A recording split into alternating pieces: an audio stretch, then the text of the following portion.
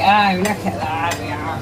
Right, so I've popped my onions, my apples into there. Add to that your bay leaf. Then all I'm going to do is get our lovely cider. Again, I got this from Aldi and it actually tastes really lovely.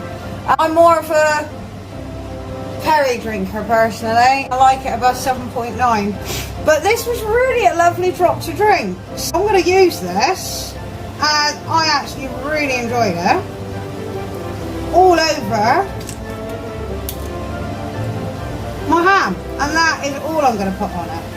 I'm going to add any water. We're literally just going to use the cider. Right, so that's that on that.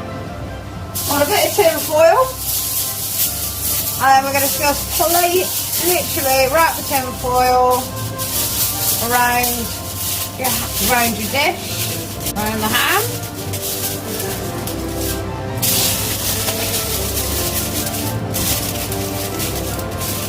And that, ladies and gentlemen, is ready for the oven. There we are. So I'm going to put that in the oven. I'm just going to give my hands a quick wash after dealing with that.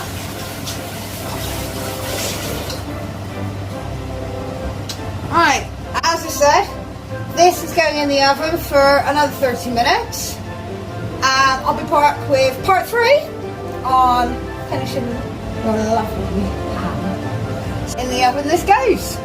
And as I said, I'll be back with part 3 for the extra nice bit. Alright, here we go.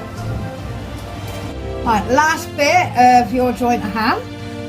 We are just about to take this lovely bit of meat out of the oven. So here we go.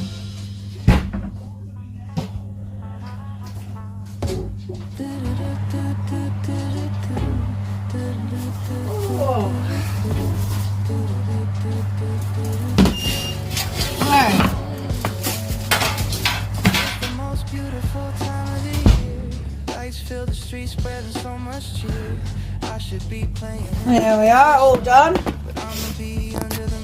See. Right, be careful of taking off the tin foil because it's steaming us. Oh, it smells amazing. Alright, next fun bit. As I said, do not throw this stock away. We're going to be using that in a pea and ham soup, which will be in my next video. And also on my study page for full video and all the ingredients on what I used. So we've got our joint of ham. We've got our baking tray. Right, carefully take your ham out of the lovely juices.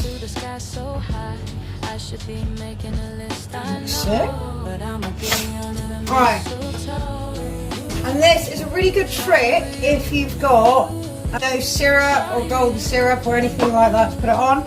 I'm actually choosing to use dark brown sugar. Right, I need a spoon. So, what you do is grab a nice big spoonful of your dark brown sugar and place it on the top of your ham. And then just press it down just so you cover the top of the ham. And it will start to melt. That's lovely. Okay, I'd advise giving your spoon a wash and a dry before dipping it back in the sugar. As the sugar will then be contaminated. Another dollop of brown sugar. Again, dump it onto the ham and then just press it lightly down along the top of the ham. There we go. Next bit,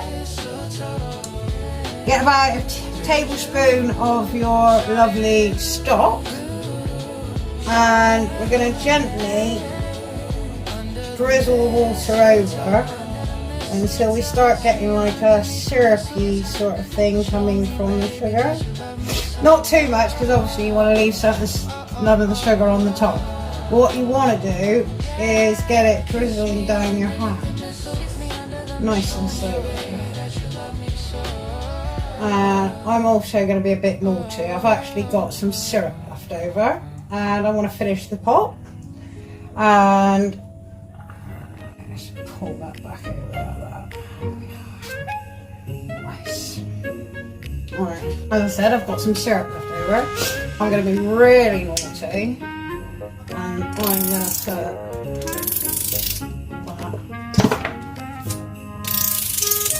on top.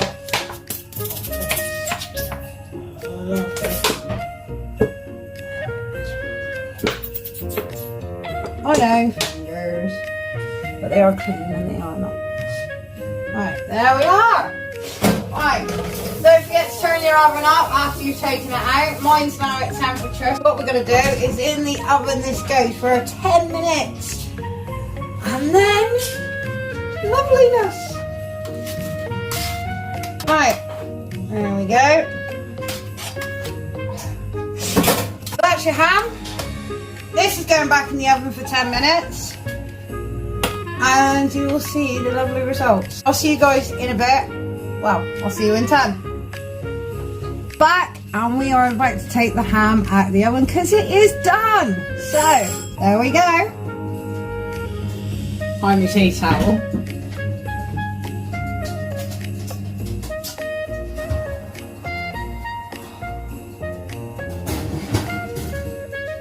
Oh wow. God, I wish you could smell this. Well, if you fancy doing your own, there we have it. Our home done ham. And what I'm going to do, I'm going to place this on a plate. I'm going to turn this on a bit in here. Right, I'm going to place this on a plate to cool. I'm actually going to pour any juice that's left on there onto the ham.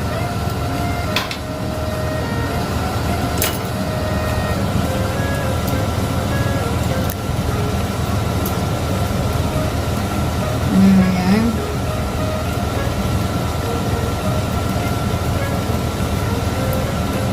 No worries, it's only burnt sugar. And there we have it, ladies and gentlemen.